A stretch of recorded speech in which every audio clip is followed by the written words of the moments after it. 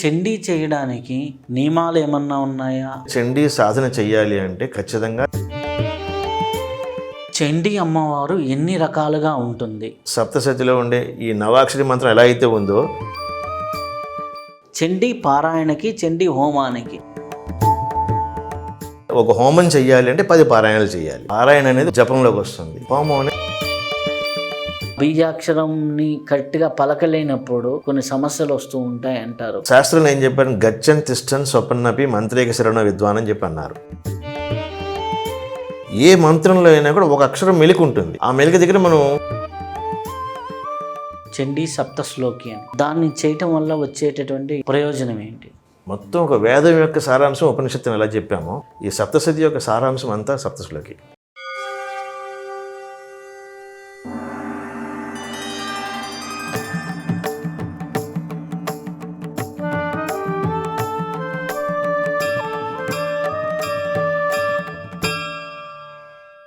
ఓం శ్రీ గురుభ్యో నమః.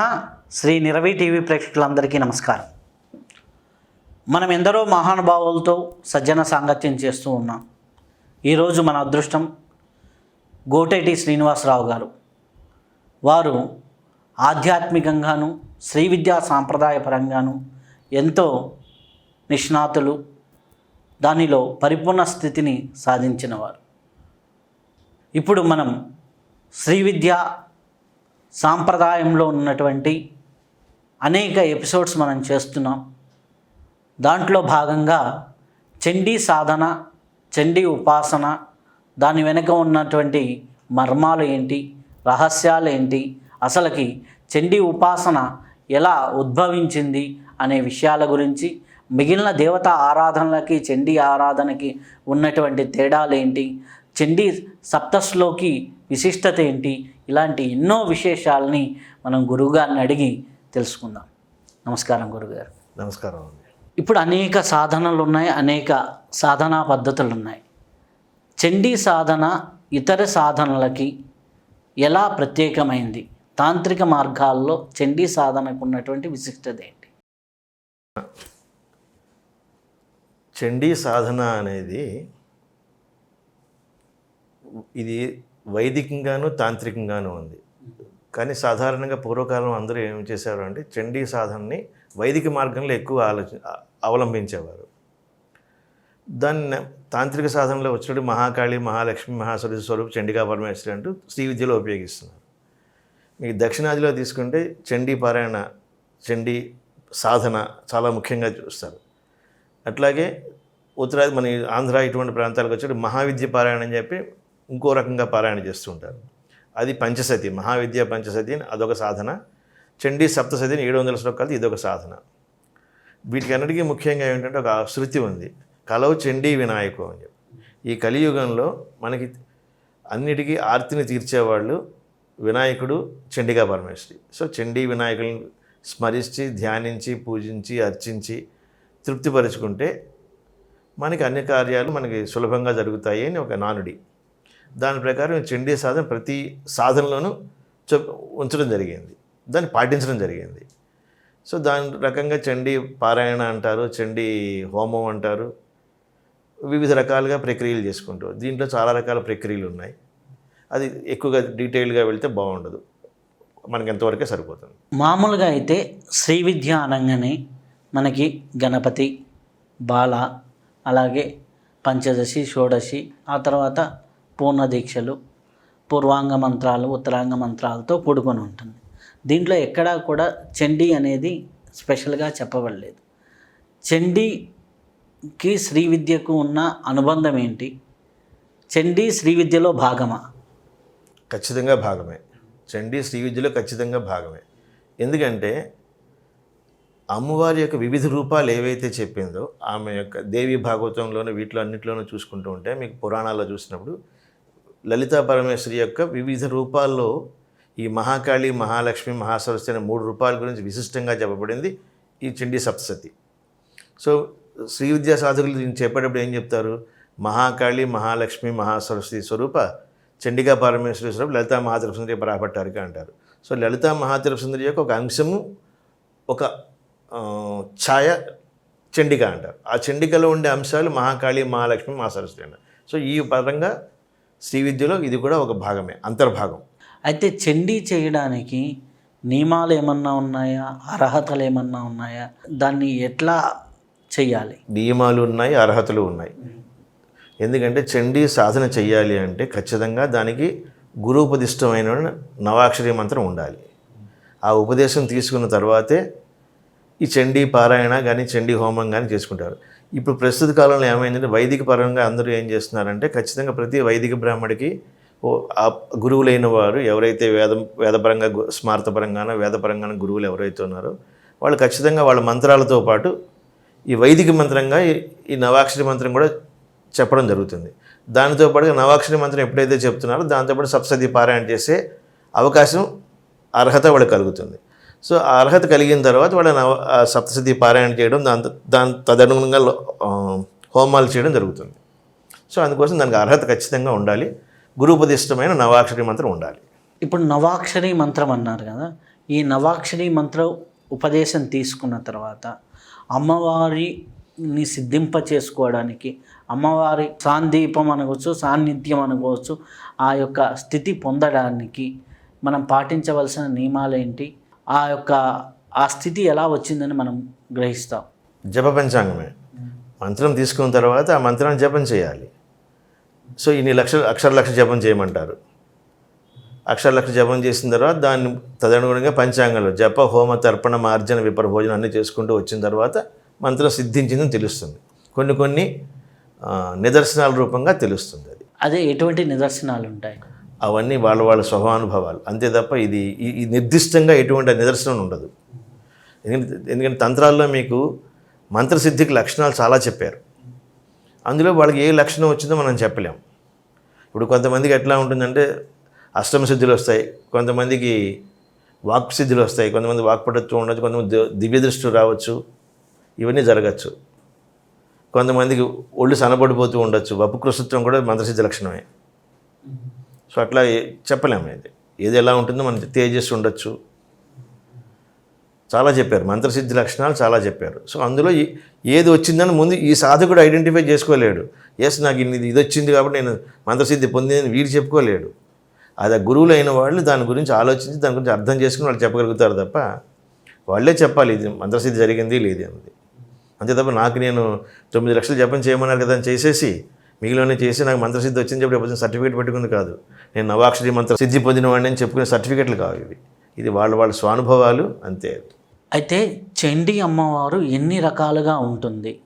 చండీ అమ్మవారు పారాయణ 700 శ్లోకాలు మనం చేస్తున్నప్పుడు మామూలుగా ఈ యుద్ధాల గురించి అమ్మవారు ఇట్లా ఒక్కొక్కరిని చంపిందనే దాని గురించే ఉంటుంది.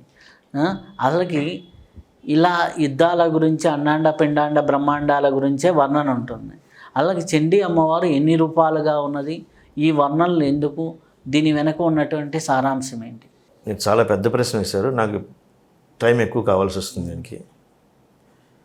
చండీ సప్తశతిని 700 శ్లోకాలు చెప్పారు. ఈ 700 శ్లోకాల్లో ముఖ్యంగా చెప్పేది అమ్మవారు మహాకాళి, మహాలక్ష్మి, మహాసరస్వతి రూపంలో ఉంటుంది అని. దాన్ని 3 అధ్యాయాలుగా చెప్తారు, 3 చరిత్రలుగా చెప్తారు. ప్రథమ చరిత్రం, మధ్యం చరిత్రం, ఉత్తమ చరిత్రం అని. ఈ చరిత్రలో అమ్మవారి యొక్క లీలలు ఉంటాయి. ఈ లీలల్లో ఏమవుతుందంటే అమ్మవారు అనేక రూపాలు తీసుకుంటుంది. ఈ లీలల్లోనే అనేక రాక్షసులు కూడా కాదు ఇక్కడ. మీకు మళ్ళీ ఇక్కడ తెలుసుకోవాల్సింది ఏంటంటే సప్తశతిలో ఉండే ఈ నవాక్షరి మంత్రం ఎలా అయితే ఉందో ఈ సప్తశతిలో కూడా 9 రాక్షసులు ఉంటారు.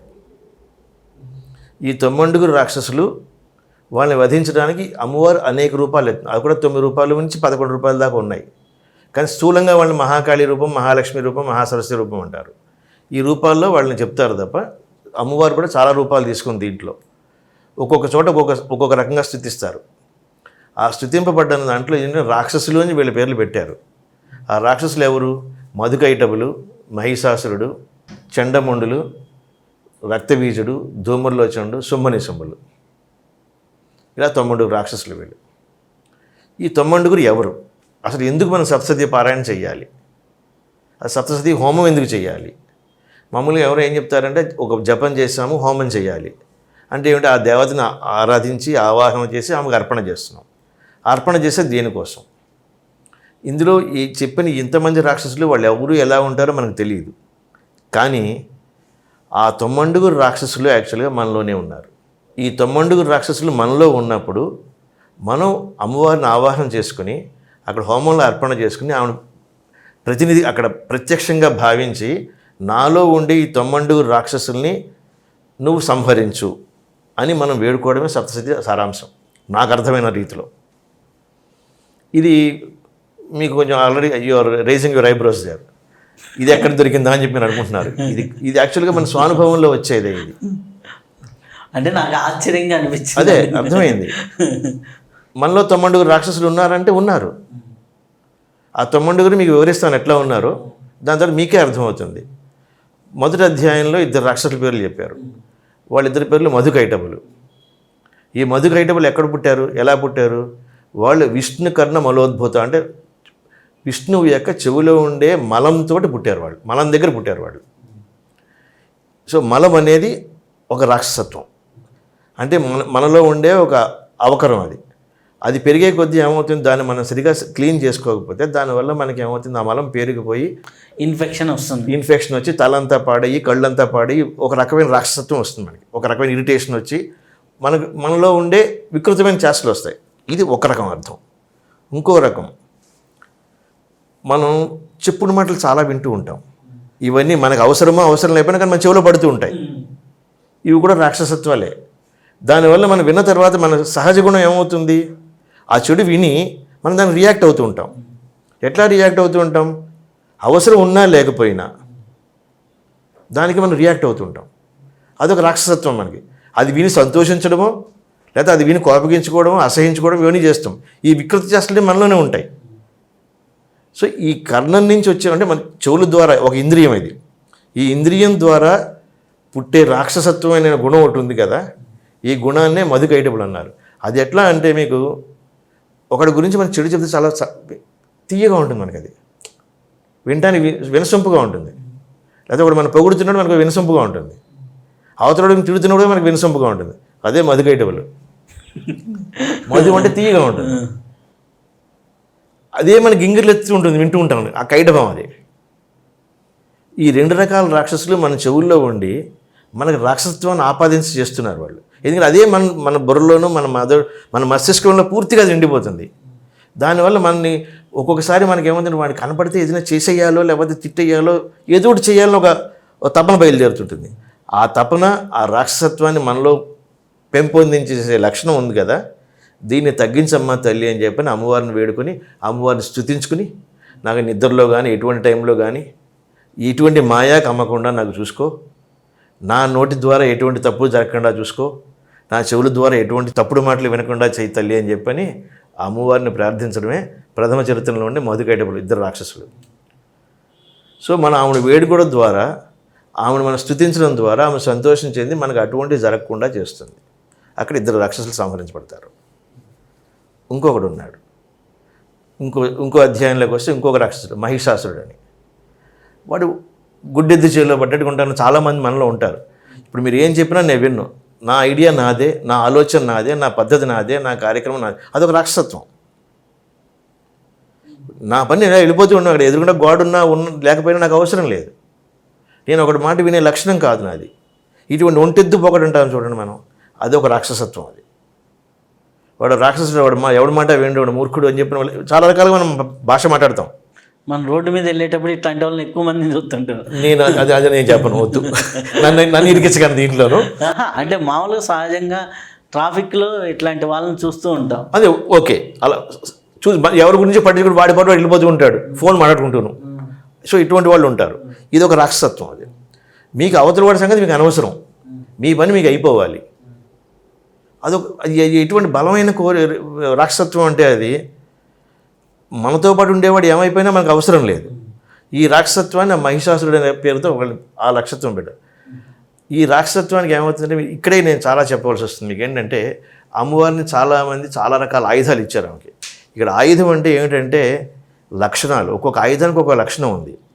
సో ఆ ఆయుధాలతో అమ్మవారు చూసుకుంటున్నాము అంటే, ఆయుధాల యొక్క శక్తిని కానీ లక్షణాన్ని కానీ మనం ఆపాదించుకుని మనం దాన్ని ఛేదించుకుంటూ రావాలి.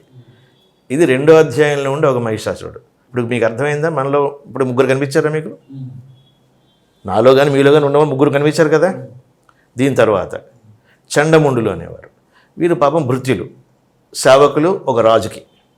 అంటే మనలో ఉండే ఒకళ్ళు ఎవరినో మనం అనుకుంటాం, ఒక ఐడియల్ పర్సన్ అనుకుంటాం, వాడికి మనం దాసోహం. వీళ్ళందరికీ రాజు ఎవరు? శుంభనిశుంభులు, ఇద్దరు అన్నదమ్ములు. అక్కడికి వెళ్తున్నాను నేను. సో వాళ్ళిద్దరు ఎటువంటి వాళ్ళు? వాళ్ళ తాలూకా వీళ్ళందరూ ఇప్పుడు ముగ్గురు అయిపోయారు ఇందా, కానీ ఇంకా 6 చెప్పాలి మీకు నేను. 6లో శుంభనిశుంభులు అయ్యారు, చండముండులు అయ్యారు. వీళ్ళ తర్వాత నెక్స్ట్ వచ్చేది రక్తబీజుడు, ధూమరులు వచ్చిన వీళ్ళు వస్తారు. ఈ 6 ఇప్పుడు. ఈ 6లో ముందు పైన ఉండే వాళ్ళిద్దరు రాజులు. వాళ్ళకి ఎటువంటిది? వాళ్ళ లక్షణం, మనలో ఉండే లక్షణం ఎటువంటిది అంటే, నేను ఒక పవర్ఫుల్గా ఉన్నాను అంటే, ఒక శక్తితో ఉన్నాను అంటే, నాకు ఆటోమేటిక్గా నాకు ఎవరు ఎక్కడ ఏం చూసినా నాకు కావాలి, నాకే రావాలి, నాకే సొంతం. అది ఇంకెవరో అనుభవించడానికి వీరలేదు అని ఒక రకమైన మనకి కోరిక ఉంటుంది కదా, ఈగో. అది నేను ఏ పేరు పెట్టలేదు, కోరిక అన్నాను అందుకోసమే. నాకు మీ దగ్గర చూశాను, అది నాకు కావాలి, అది కోరికే కదా. అది ఆ కోరిక ఎట్లాగా? మిమ్మల్ని అడిగి తీసుకోవచ్చు, మీరు అడిగినా ఇవ్వకపోతే మేము మీతో దెబ్బలాడని తీసుకోవచ్చు. దీన్ని రాక్షసత్వం అంటారు కదా మీరు. ఇది ఎగ్జాంపుల్గా మనం చిన్నపిల్లలు చాలా చూస్తాం. చిన్నపిల్లలు ఆడుకునేటప్పుడు ఒక పిల్లవాడు అవతల పిల్లవాడి చేతిలో ఉన్నది నచ్చింది అంటే, వాడు కొట్టైనా తిట్టైనా లక్కైనా గిల్లైనా తెచ్చుకొస్తాడు దాన్ని. మనం రాక్షసత్వం ఏంటో, అంత రాక్షసుల్లో బిహేవ్ చేస్తావాడిని అడిగితే ఇస్తాడు కదా అని చెప్పాను. ఆ పేరు పెట్టారా మీరు రాక్షసుడిని? అది మనలో ఉన్న లక్షణమే కదా అది. వాడు శుంభుడు, వాడికి అనుయాయుడు, ఇంకోటి సపోర్ట్ చేస్తే తమ్ముడు ఉంటాడు. సో రాజుగారి మాట వేదం సేవకులకి అందరికీ. సో రాజుగారికి కోరిక పుడుతుంది. కోరిక పుట్టిన వెంటనే ఏమవుతుంది?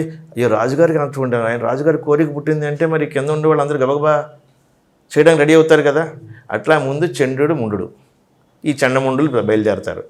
పాపం మా రాజుగారికి ఆయన కోరుకున్నారు, అది నేను తీసి ఇవ్వాల్సిన బాధ్యత నాది.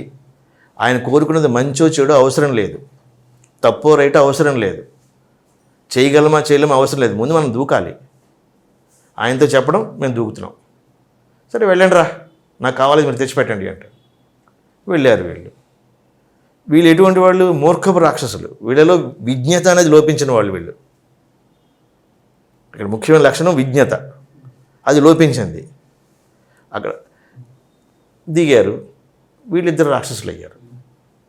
సరే అమ్మవారు ఏదో యుద్ధం చేసిందన్నారు, వాళ్ళిద్దరిని పక్కన పెట్టారు. అంటే ఏంటి? మనలో ఉండే విజ్ఞత లోపించడాన్ని అమ్మవారిని వేడుకుంటే అమ్మవారు ఆ విజ్ఞత అనేది మనకు కలిగించడం కోసం అని చెప్పి ఇద్దరు రాక్షస రూపంలో పెట్టారు. అంటే గుడ్డిగా ఫాలో అవ్వడం. నెక్స్ట్ ఇప్పుడు 5 అయిపోయారు. 6వ వాడు ధూమ్రులు వచ్చిండను ఒకడు ఎటువంటి వాడు? మీరు చెప్పాలంటే అంటే కళ్ళలోంచే పొగలు కక్కుతాడు వాడు.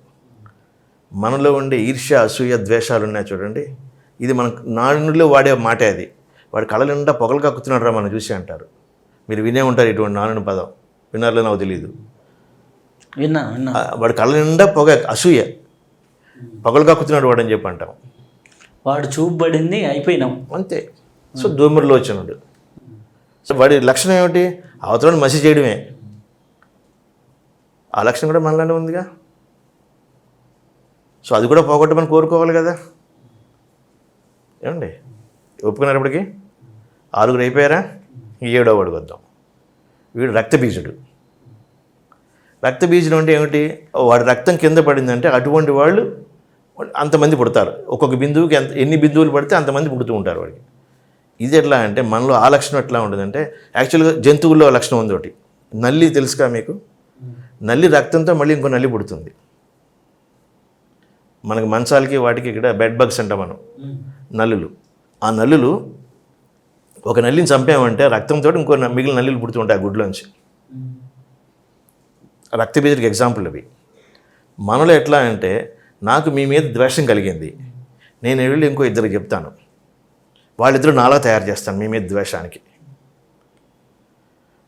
అర్థమైందా మీకు? నా లక్షణాలు ఏవి, నా దగ్గర ఎంత శక్తి ఉందో అసూయతోటి లేదా కోపంతో మీ మీద చెడుతోటి ఎంతైతే ఉందో అంత నేను 10 మంది తయారు చేస్తాను.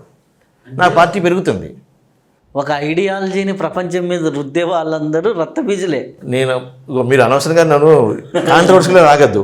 శాస్త్రం లక్షణం చెప్తున్నాను అది.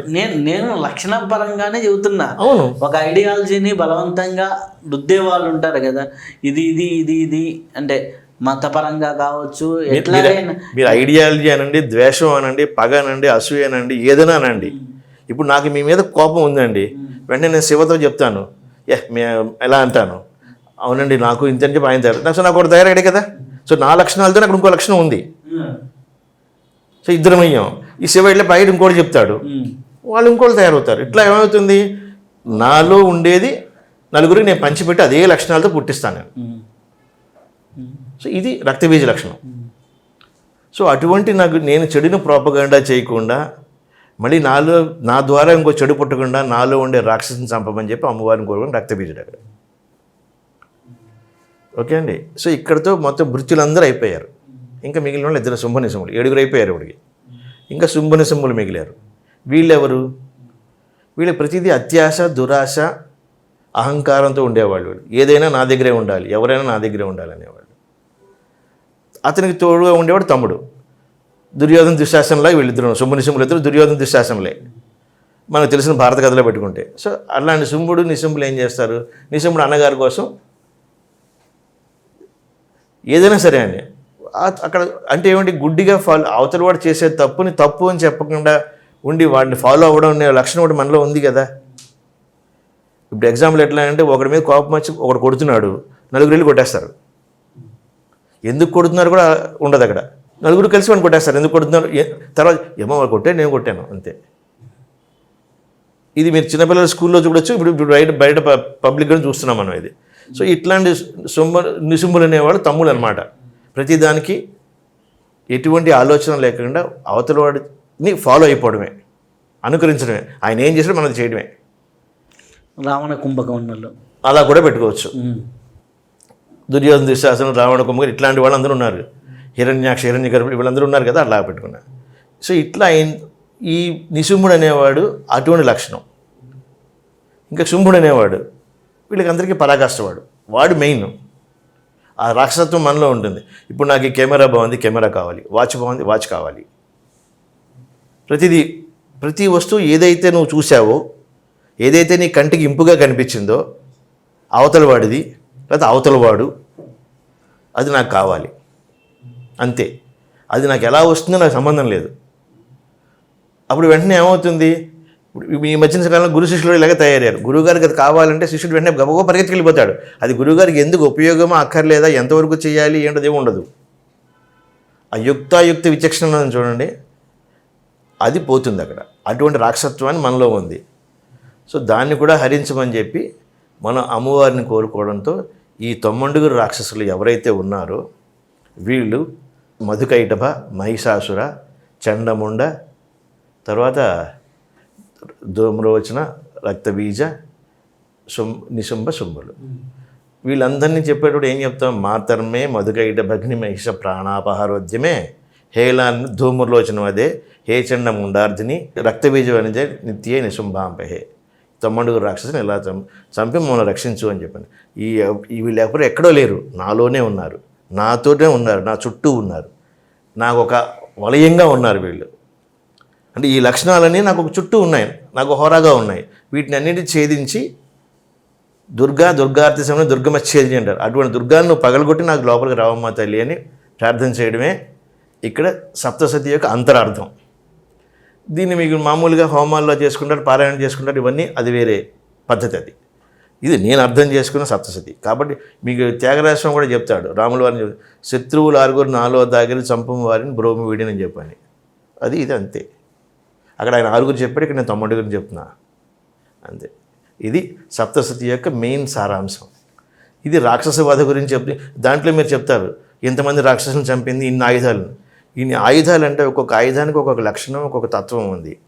ఆ తత్వం ద్వారా ఆ తత్వాన్ని మనకి లోపలికి పంపించి మనలో ఉండి రాక్షసుని చంపడం కోసం చేసే పద్ధతే ఈ చండీ సప్తసతి అనేది. ఇప్పటి వరకు నాకు చండీ అంటే ఏదో శత్రు నాశనం కోసం, లేకపోతే మనల్ని రక్షించడం కోసం, మన మీద ఏదో నెగిటివ్ ఎనర్జీ వస్తే తీసేయడం కోసం, ఇటువంటి భావన ఉంది నాకు.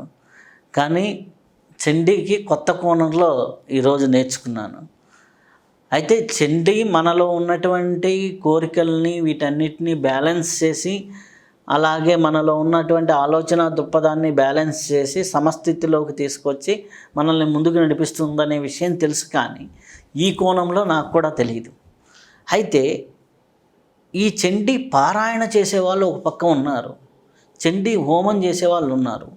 చండీ పారాయణకి, చండీ హోమానికి ఏది అంటే ఎక్కువ ఫలితం వస్తుంది, ఏది ఎలా? రెండు కలిపే చేయాలి.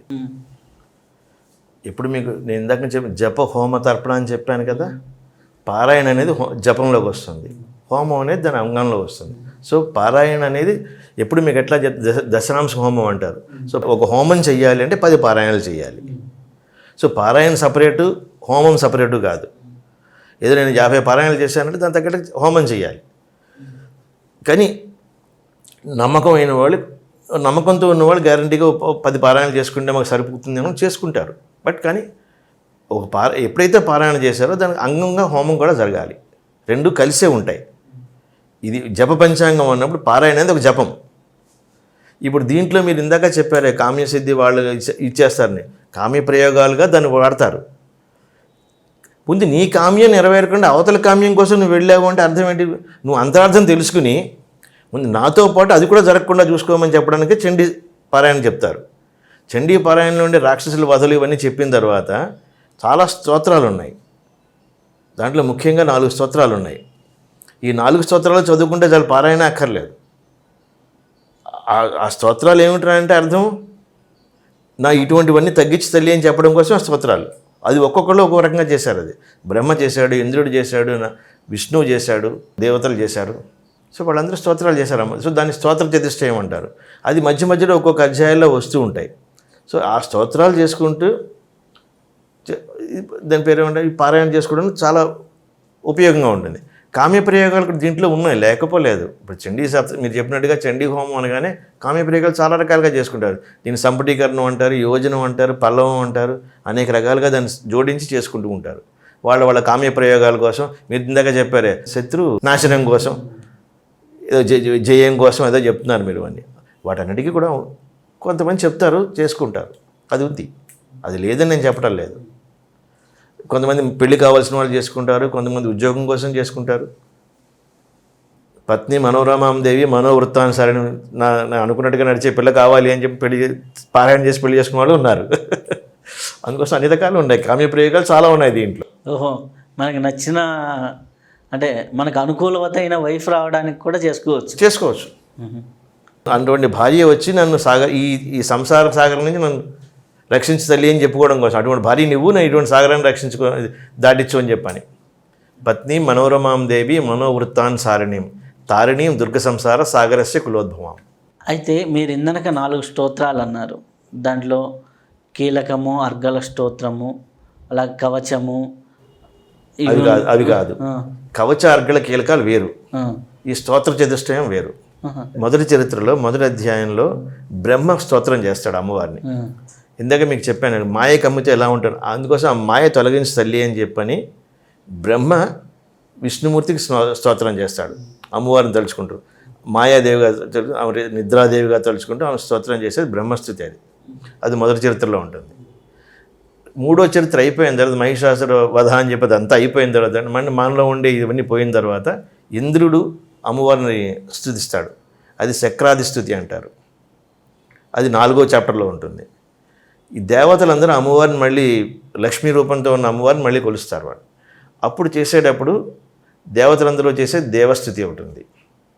ఇవన్నీ అయిన తర్వాత ఈ శుంభనిశుంభ 90 రాక్షసులు పోయిన తర్వాత మనలో ఉండే నారాయణ రూపం కోసం నారాయణ స్థుతి ఒకటి ఉంది. నారాయణి నమోస్తే అని చెప్పి అమ్మవారు నారాయణి రూపంలో ఉంటుంది. కాబట్టి ఆ నారాయణాంశకి మీకు మొదటి అధ్యాయం తీసుకుంటే అక్కడ అమ్మవారు కాదు, విష్ణుమూర్తి నారాయణుడు. లాస్ట్ అధ్యాయం తీసుకుంటే నారాయణి. కాబట్టి నారాయణులకు వచ్చే దాంట్లో అక్కడ నారాయణ స్థితి ఉంటుంది. ఈ 4 స్తోత్రాలు చాలా ఇంపార్టెంట్. కొంతమంది సిద్ధకుంజిగా అది ఎట్లా? సిద్ధగుంజిగా స్తోత్రం అనేది ఉపదేశం లేని వాళ్ళు చదవకూడదు. First point. అసలు ఉపదేశం లేకుండా సప్తసతియే చదవకూడదు. ఉపదేశం లేని వాళ్ళు చేసుకోవాల్సింది ఏంటంటే కవచ అర్గళ కీలకం, ఈ స్తోత్ర చతుష్టయం, ఈ ప్లస్ దాని తర్వాత రహస్యత్రయం ఉంటుంది. ఇది కాంబినేషను. ఇటు కవచ అర్గళ కీలకం, ఇటు స్తోత్ర చతుష్టయం 4 స్తోత్రాలు, అటు మళ్ళీ ప్రాధానిక వైకృతిక మూర్తి రహస్యం అని ఈ మొత్తం అంతా కలుపుకుంటే 10. ఈ 10 కలిపి చండీ స్తోత్ర చతుష్టయం అంటారు. ఇది చేసుకోవాలి. ఇది ఉపదేశం లేని వాళ్ళు. ఉపదేశం ఉన్నవాళ్ళు మొత్తం చరిత్ర చదువుకోవాలి. ఒకవేళ ఏదీ లేదు, నాకు ఉపదేశము లేదు, ఇంత చదువుకోలేను అన్న వాళ్ళకి చండీ సప్తశ్లోకి అని ఒకటి ఉంది. దేవి దుర్గా సప్తశ్లోకి అని 7 శ్లోకాలు. ఈ 7 శ్లోకాలు డిఫరెంట్ చాప్టర్లని తీసింది.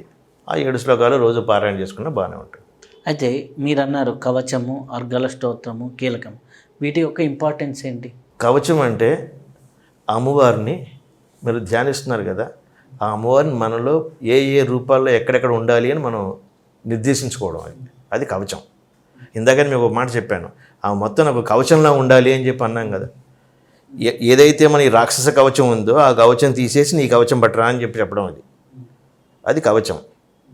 అర్గళాస్తుతి ఏమిటంటే దాన్ని అవును మనం స్తుతించడం. అది కీలకం అనేది ఏమిటంటే ఈ స్తోత్రాన్ని చేయడానికి ఉండే కీలకం అంటారు దాన్ని.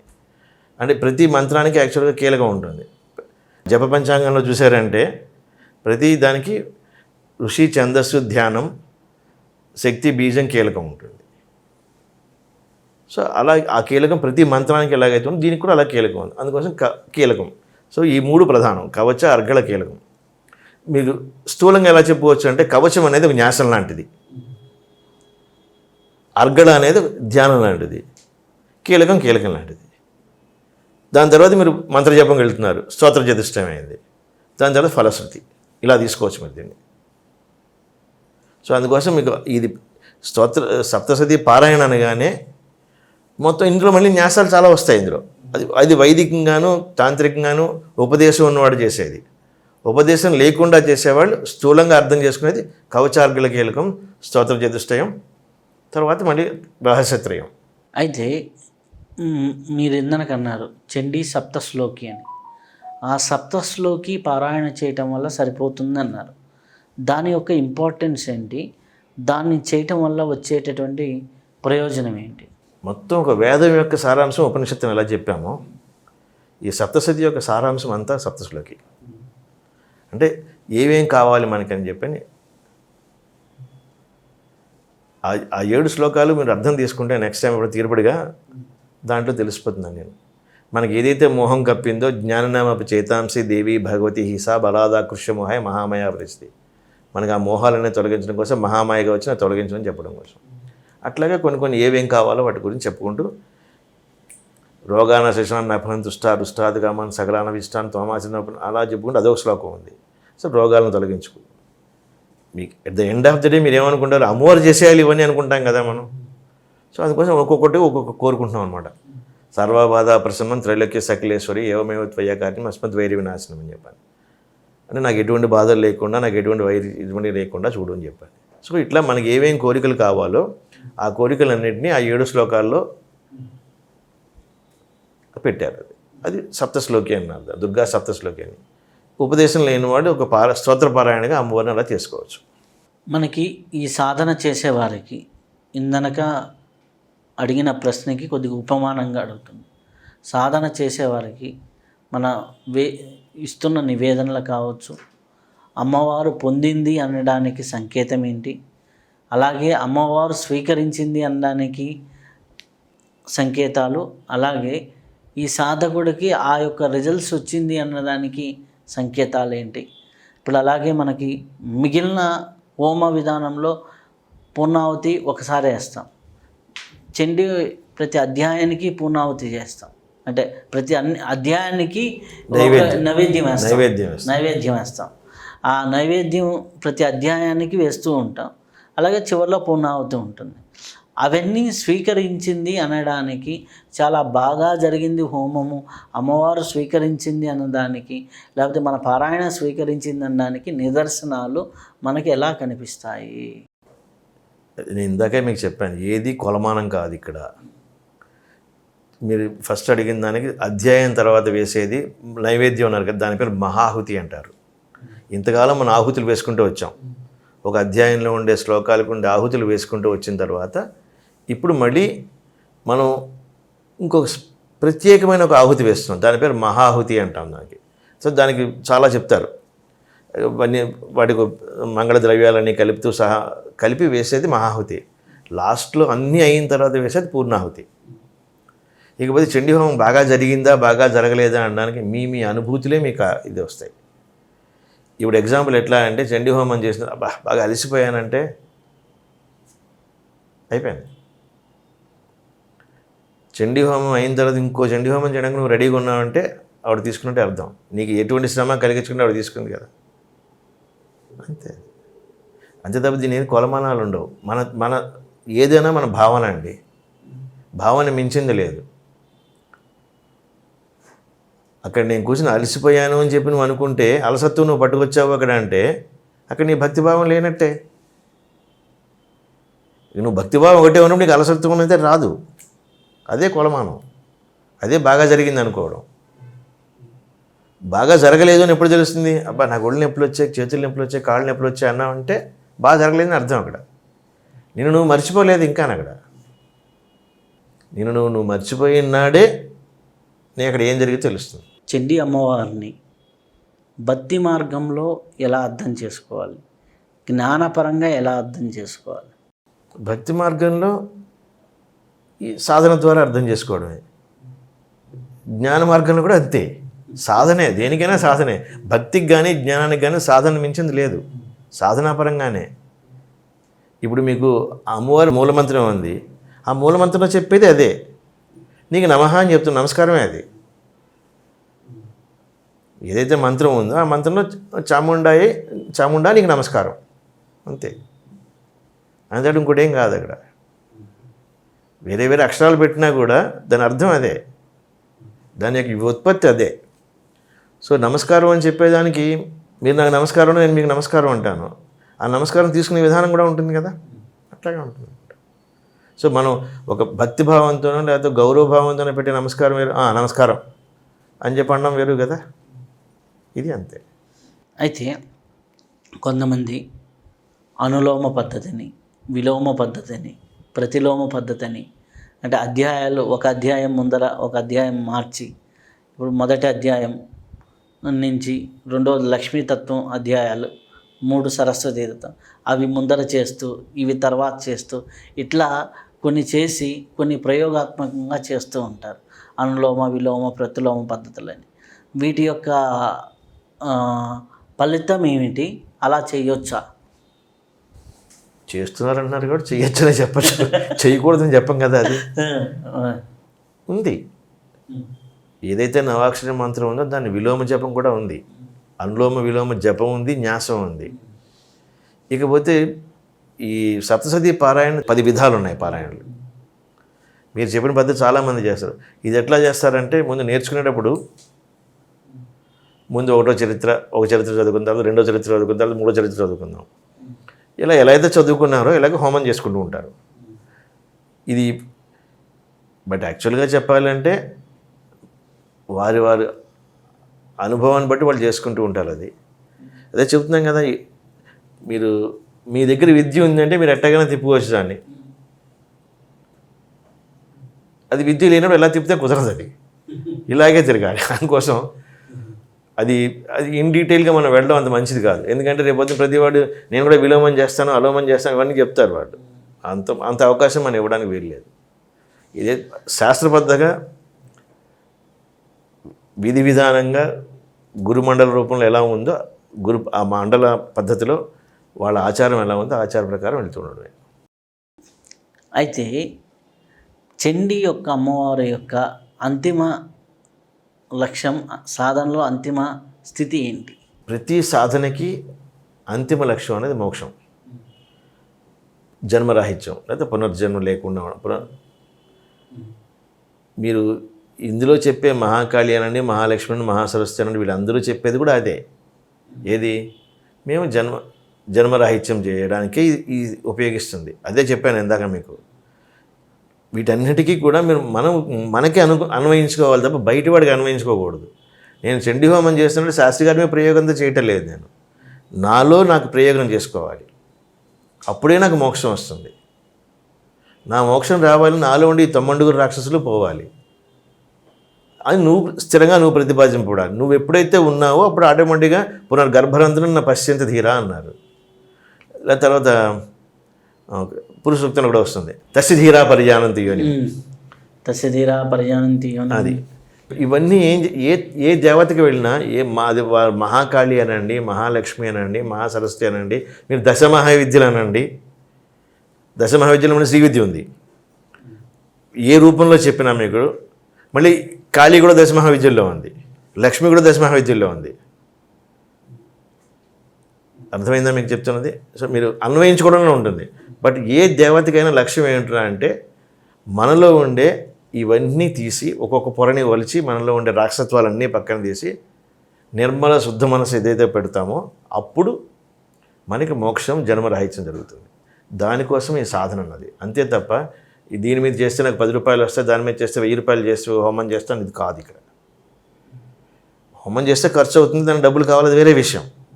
అంతే తప్ప నేను ఈ హోమం చేశాను నాకు లక్షలు కొట్టుకురుస్తుంది అని, లేకపోతే నాకు వాడు చచ్చిపోతాడు వీడైతే పోతాడు. మనం ఫస్ట్ ఆఫ్ ఆల్ ఎప్పుడైతే మన అవతల మనుషుల రాక్షసత్వం చూసామో మనలో రాక్షసత్వం ఉన్నట్టే కదా. సో ముందు మంది పోతే అవతల వాడికి ఆటోమేటిక్గా పోతుంది. సో దీనికి మీకు సప్తశతిలో కానీ ఏ రూపంలో చెప్పినా, ఏ దేవతను ప్రార్థించినా, పూజ చేసినా, అందుకే చెప్పాను లాస్ట్లో సప్తశతిలో లాస్ట్లో వస్తాయి సరస్వతి సూక్తం, లక్ష్మీ సూక్తం, కాళీ సూక్తం వస్తాయి. ఆ సూక్తాల్లో వాళ్ళు చెప్తారు, వాళ్ళు చెప్పేది కూడా ఇదే, నీకు మళ్ళీ జన్మ లేకుండా చేస్తాం, దానికి నువ్వు ఇవన్నీ చేసుకో. అంతే తప్ప ఇంకో రకంగా నీకు ఇంత డబ్బులు ఇస్తాం అంత డబ్బులు ఇస్తాం అని చెప్పరు వాళ్ళు. ఇవన్నీ చెప్పి అప్పుడు నాకు అక్కడి నుంచే అర్థమైంది, వాళ్ళు కూడా మోక్షం ఇస్తున్నారంటే ఈ రకాల రూపాలతో మోక్షం ఇస్తున్నప్పుడు మోక్షం ఎక్కడి నుంచి రావాలి, ఎవరికి రావాలి? నేను జపం చేస్తే మీకు మోక్షం ఎందుకు రావాలి? నాకు రావాలి కదా. అందుకోసం నాలో ఏముంది అప్పుడు? ఈ 90 ఉన్నారు, వీళ్ళని తీసుకున్న రోజు నాకు మోక్షం నువ్వు నా దగ్గర ఉంటావు కాబట్టి నువ్వు వస్తావు అనే ఉద్దేశంతో నాకు అర్థమైన సప్తశతి అది. చాలామంది మాతంగి స్వరూపము సరస్వతి స్వరూపం ఒకటే అంటారు, అది నిజమేనా? ఇందాక మీకు చెప్పింది అదే. నేను మహాకాళి అన్నారు, దశమహావిద్యలో మహాకాళికి మహాలక్ష్మి చూపించాను కదా, మహాలక్ష్మి చూపించాను కదా. మాతంగి సరస్వతి అన్నారు. సరస్వతిని ఇంకో పేరు కూడా ఉంది, కౌశికి అని కూడా పేరు ఉంది. సో అందుకోసం అవన్నీ ఉంటాయి. అట్లాగే మామూలుగా ఏ పూజా విధానం చూసినా లక్ష్మీదేవికి ఎక్కువ ఉంటాయి, తర్వాత కాళీకి ఎక్కువ ఉంటాయి, సరస్వతికి తక్కువ ఉంటాయి. కానీ చండీ పారాయణలో కాళీ అమ్మవారికి 1 అధ్యాయము, లక్ష్మీ అమ్మవారికి 3 అధ్యాయాలు, మిగిలినవన్నీ సరస్వతి అమ్మవారికి ఉంటుంది. అంటే సరస్వతి అమ్మవారికి అంత వర్ణన. అక్కడ సరస్వతి అమ్మవారు కాదు, మీరు మళ్ళీ దాన్ని ఇలాగ వాడుకుంటాను. కాళీ దగ్గరికి వచ్చి 2 రాక్షసులే ఉన్నారు, లక్ష్మీ దగ్గరికి వచ్చి 1 రాక్షసుడు ఉన్నాడు. మరి సరస్వతి దగ్గరికి వచ్చి ఇంతమంది రాక్షసులు పెట్టారు? 6 రాక్షసులు ఉన్నారు అక్కడ. ఇప్పుడు యుద్ధం చేయలేదు కదా కాళీ సరస్వతి. అదే చెప్పేది, అక్కడ సరస్వతి అనే అంశ ఏదైతే ఉందో ఆ అంశ చాలా రకాల రూపాలు తీసుకుంది. చాముండా రూపం తీసుకుంది, కౌశికి రూపం తీసుకుంది, వారాహి రూపం తీసుకుంది. సో ఇన్ని రకాల రూపాలు తీసుకుంది ఆవిడ. అక్కడ స్థూలం సరస్వతి, కానీ దాంట్లో చాలా రూపాలు వస్తాయి మీకు. అంటే స్థూల సాధన చేస్తే ఈ సూక్ష్మ సాధనలన్నీ ఆటోమేటిక్గా సిద్ధింపజేస్తాయి అని ఒక రకమైన సాధన ఉంది. కాదని నేను చెప్పటం లేదు, కానీ ఇది అంతే తప్ప మీరు సరస్వతి ఏదో ఎక్కువ చెప్పారు, 8 అధ్యాయాలు ఆయన కాదక. ఎందుకంటే రాక్షసులు ఎక్కువ అయ్యారు కాబట్టి అవతారాలు ఎక్కువ అయ్యాయి. ప్రత్యేకించి మీరు ఎప్పుడైనా చండీ హోమాలు చేయటము, ఇట్లా శతచండీ హోమాలు కానీ ఇట్లా చేయటము, దాంట్లో పార్టిసిపేట్ చేయాలంటే ఎలా అనేది ఎప్పుడైనా మీరు కార్యక్రమాలు తలపెడుతూ ఉంటారా? నేను ఇప్పటిదాకా ఒక 600 దాకా చండీ హోమాలు చేశాను. 600 పైనే ఉంటాయి, నేను లెక్క పెట్టుకోలేదు, బట్ ఉంటాయి గ్యారంటీగా. అలాగే శతచండీ హోమాలు కూడా చేశాను. ఇందులో నేను శతచండీ హోమం అంటే నేను వైదికంగా చేయలేదు, అంటే ఇన్ ద సెన్స్ కమర్షియల్గా చేయలేదు. నేను మా ఫ్రెండ్స్ని, మా పిల్లలందరినీ, సాధకులను అందరినీ తెచ్చుకుని వాళ్ళందరికీ సప్తశతి పారాయణ నేర్పి 1 సంవత్సరం కాలం పాటు వాళ్ళందరి చేత 100 పారాయణలు చేయించి, ప్రతి ఒక్కరు 25 పారాయణలు చేశారు. తర్వాత ఒకే చోట కూర్చుని మొత్తం వీళ్ళందరూ చేరి 100 పారాయణలు. అంటే నాకు ఆ రోజు వచ్చిన సాధకులు ఎంతమంది అంటే 30 మంది దాకా వచ్చారు. ఒకే రోజు కూర్చొని 4 పారాయణలు చేసి 100 పారాయణలు చేసి నెక్స్ట్ డే మార్నింగ్ హోమం చేసాం. ఈ పారాయణ చేసిన వాళ్ళందరినీ కూర్చోబెట్టి హోమం చేశాం. ఎందుకంటే శతచండీ హోమం అంటే దానికి వైదికంగా చాలా కార్యక్రమాలు ఉన్నాయి, దానికి చాలా ప్రక్రియలు చాలా ఉన్నాయి. ఏకోత్తర వృద్ధి అని, లేకపోతే 2 రోజులు 3 రోజుల ముందు పారాయణలు చేసి తర్వాత చేయడం అన్నీ ఉన్నాయి. నేను వాటనండి ఇందులో నేను అదే చెప్పాను మీకు, వైదికంగా తర్వాత కమర్షియల్ వాణిజ్యపరంగా నేను చేయలేదు దాన్ని. ఓన్లీ మా సాధన పరంగానే మా మిత్రులందరూ కలిసి ఒక 100 పారాయణలు చేద్దామని చెప్పి అందరూ ఆయుక్తమయ్యి 100 పారాయణలు చేయగలిగిన రోజుని మనం చేసుకుందామని. అలాగే మేము ఏం చేసామంటే శతచండీ హోమం చేసాం చేయకుండా. అయితే మీ దగ్గరికి వచ్చి చండీ నేర్చుకోవాలంటే వాళ్ళకి ఏ అర్హత ఉండాలి? నేను నేర్పను అలాగా. ఈ చండీ పాఠం నేర్చుకోవాలంటేనా? పాఠం నేర్పుతాను. ఉపదేశం మళ్ళీ లేకుండా ఎలా చేస్తుంది? డైరెక్ట్గా చండీ ఉపదేశం ఉంది కదా, నేను చండీ ఉపదేశం డైరెక్ట్గా ఇవ్వను. దానికి ముందర ఏమి ఇస్తారు? మొత్తం శ్రీ విద్య పరంగా అతను ఉన్నాడు, అందులో ఉన్నాడు, నాకు ఉపదేశం ఉంది అంటే వచ్చిన వాడికి నేను ఇస్తాను. ఎట్లా మీరు ఆన్లైన్లో నేర్పుతున్నారా డైరెక్ట్? ఛాన్సే లేదు. ఆన్లైన్ అనే మాట నా దగ్గర లేదు. నా దగ్గరికి రాగలిగిన వాళ్ళు వచ్చిన వాళ్ళు వస్తారు. వాళ్ళకి నేను నచ్చితే, నాకు వాళ్ళు నచ్చితే, అన్నీ సమయం కుదిరితే వాళ్ళకి నేర్పడం జరుగుతుంది. అలాగే నేర్పాను నేను, నేర్పకుండా ఏం లేదు. ఇప్పుడు వీళ్ళ మా స్నేహితులందరూ నేను ఇందాక చెప్పాను 25 మంది కూర్చోబెట్టి నేర్పాను 1 సంవత్సర కాలం పాటు. ఎప్పుడు అవకాశం దొరికినా ఒక్కొక్క చాప్టర్ చెప్పిన వాళ్ళు నేర్పి వాళ్ళందరికీ 10 పారాయణలు వాళ్ళందరూ వాళ్ళు చేసేట్టుగా చేసి ఒకే రోజు ఏకబిగిని ఈ 25 మంది 4 పారాయణలు చేసేట్టుగా పెట్టి పొద్దున్న 8ంటికి మొదలు పెడితే మధ్యాహ్నం 2 గంటల దాకా 100 పారాయణలు అవ్వాలి. అయిన తర్వాత నెక్స్ట్ డే మార్నింగ్ శతచండీ హోమం, వీళ్ళనే కూర్చోబెట్టి హోమం. అప్పుడు ఏమవుతుంది, పారాయణ చేసిన వాడికి ఆ ఉత్తేజం ఉంటుంది. అందుకోసం వాళ్ళనే కూర్చోబెట్టి సరదాగా హోమం చేసుకుంటాం. ఈ హోమాలు చాలా చాలా ప్రక్రియలు చాలా రకాలుగా ఉన్నాయి. కొందరు దక్షిణాది వాళ్ళు ఒక రకంగా చేస్తారు, ఇటుపక్క వాళ్ళు ఒక రకంగా చేస్తారు, ఉత్తరాది వాళ్ళు ఒక రకంగా చేస్తారు. ఇప్పుడు ఏదైనా హోమమే. అందులో కొన్ని ద్రవ్యాలు ఉంటాయి, కొన్ని విశేష ద్రవ్యాలు ఉంటాయి. కొంతమంది ద్రవ్య లాభంతో మామూలుగా చేసుకెళ్ళిపోతారు. అన్ని రకాలు ఉంటాయి దాంట్లో. సో బట్ నేను నేర్పడం కాదు, నేర్పడం జరిగింది. అలా నేర్పే శతచండీ చేశాను నేను. మా మిత్రులందరం కూర్చొని తరతమ భేదాలు లేకుండా. అలాగే మన పూర్వ ఎపిసోడ్లు చూసి కొంతమంది మిమ్మల్ని అడగమన్న ఒక ముఖ్యమైన ప్రశ్న, మీ దగ్గరికి ఉపదేశం తీసుకోవాలంటే వాళ్ళకి ఎటువంటి అర్హతలు ఉండాలి, ఎలా రావాలి, ఎలా కలవాలి, ఏ సమయంలో కలిస్తే మీరు ఒప్పుకుంటారు, మిమ్మల్ని ఒప్పించాలంటే ఏం చేయాలి, మీ ఫీజులు ఏమైనా డీటెయిల్స్ ఉన్నాయా, ఇంత అడిగారనమాట. సో దాని గురించి ఒక్కసారి. ఫస్ట్ పాయింట్, ఎవరు రావక్కర్లేదు. ఈ ఫీజులు గీజులు అనే మాట అయితే లేదు, ఆన్లైన్ అనే మాట లేదు. ఆ సాధకుడు ఎవరైతే దీంట్లో చాలా ఉత్తేజపడుతున్న సాగున్నాడో, నేను అనంతపురంలో ప్రోగ్రాం పెట్టినప్పుడు ఊరందరికీ తెలుస్తుంది. అనంతపురంలో once in month or once in 2 months ఏదో ప్రోగ్రాం జరుగుతుంది. వచ్చి అక్కడ కలవచ్చు, కలిసి మమ్మల్ని చూడవచ్చు. చూసినప్పుడు వాళ్ళకి నేను నచ్చాలి, అది చెప్పాను కదా, వాళ్ళకి నేను నచ్చాలి, నాకు వాళ్ళు నచ్చాలి, వాళ్ళ పద్ధతులు వాళ్ళ పోకడలు నచ్చాలి. నచ్చిన తర్వాత వాళ్ళు ఎంతవరకు ఉన్నారు, వాళ్ళు ఎటువంటి సమయం కేటాయించగలుగుతున్నారు చూసుకుని వాళ్ళకి ఉపదేశం ఇవ్వడానికి ఎంతవరకు వాళ్ళు ముందుకు రాగలుగుతారు, ఏమిటి వాళ్ళ అన్యోన్యత ఎలా ఉంది, వాళ్ళ భార్యాభర్తలు. ఎందుకంటే ఇది నేను ఖచ్చితంగా తీసుకుంటాను. నేను ఒకరికి ఉపదేశం ఇవ్వాలి అంటే ముందు భార్యకి ఇస్తున్నానంటే భర్త పర్మిషన్ కావాలి, భర్తకి ఇస్తే భార్య పర్మిషన్ కావాలి. అంటే సాధన ఎవరు ఇండివిజువల్ కదా, భార్యకి ఏం సంబంధం? చాలా ఇంపార్టెంట్. అన్యోన్యత లేనిదే సాధన ముందుకు వెళ్ళదు. ఎలా దానికి ఎలాగా అండి, ఈయన గారు జపం చేసుకుంటున్నాను చెప్పి జపం చేసుకుంటూ కూర్చుంటాడు ఇంట్లో పట్టించుకోకుండా. నేను గురువుగారు చెప్పాడు నెలలో 1,00,000 జపం చేయమన్నాడు అని చెప్పాను. మరి ఇల్లు ఏమైపోతుంది? ఇంకా ఆవిడకి మండుతూ ఉంటుంది. కొండలు చెంపులు మంతులు అన్నీ బయటకు వస్తుంటాయి. డిస్టర్బెన్స్, కోఆపరేషన్ ఉండదు అక్కడ. అది చాలా ఇంపార్టెంట్. ఇప్పుడు మీరు ఒక పని చేస్తున్నారు అంటే నేను బాస్ని నువ్వు చెప్పింది చేయాలంటే కుదరదు. కొన్ని చోట్ల వాళ్ళని కలుపుకుని వెళ్ళిపోతేనే మనకు తెలుస్తుంది ఈయన ఏదో. సో ఇప్పుడు భర్త ఉపదేశం పొందాడు అనుకుందాం, భర్త జపం చేసుకుంటున్నాడు అనే ఉద్దేశం భార్య కలిగినాడు, భార్య దాని తగ్గట్టుగా అనుకూలంగా నడుచుకున్న రోజున ఈయన యొక్క సాధన ఫలిస్తుంది. లేదా అన్యోన్యత లోపించిన రోజున సాధన ఫలించదు. ఇది మాత్రం అండర్లైన్. అంతే, మీరు అనుకున్నట్టే ఒప్పుకుంటాను. నీ సాధన నీదే, నా సాధన నాదే, ఒప్పుకుంటా, అది కరెక్టే. అలాగే ఆవిడ కూర్చున్న రోజు మీరు సహాయం చేయాలి. ఇప్పుడు ఆవిడ జపం మీరు ఆఫీస్ నుంచి ఇంటికి వస్తారు, ఆవిడ ఏదో మంత్ర జపం తీసుకుంది, మీకు తెలిసే తీసుకుంది, అదే చెప్పి అందుకే పర్మిషన్స్ ఇంపార్టెంట్ అన్నది. ఆవిడ జపం చేసి మీరు ఏం అర్థం చేసుకోవాలి? నేను బయట నుంచి వచ్చినప్పుడు జపం చేసుకుంటాను కదా, కానీలే అంతే తప్ప. లేదు చెప్పులు అక్కడ ఇప్పేసి నేను వచ్చాను ఎంతసేపు అయింది, ఇంకా కాఫీ ఇవ్వలేదు, నన్ను ఇంకా చూసుకోలేదు, నన్ను పట్టించుకోలేదు, మంచినీళ్ళు ఇవ్వలేదు, మీరు గొడవ పెడుతుంటే ఆ సాధన ఏమైపోతుంది? అప్పుడు మీరు భర్తగా ఏం సహకరించినట్టు అక్కడ? అట్లాగే మీరు జపం చేస్తుంటే ఆవిడ గొడవ చేస్తుంటే ఆవిడ భార్యగా ఏం సహకరించినట్టు? మీకు ఇద్దరికీ ముందు అవగాహన ఎక్కడుంది అక్కడ మీరు చేస్తున్న పని మీద? అది లేనప్పుడు సాధన ఎంతవరకు రాణిస్తుంది? ఓన్లీ ట్యాగ్ లైనే, నేను శ్రీ విద్య ఉపాసకుడిని, పలానా గురుమండలం నుంచి మంత్రం తీసుకున్నాను, ఏం లాభం?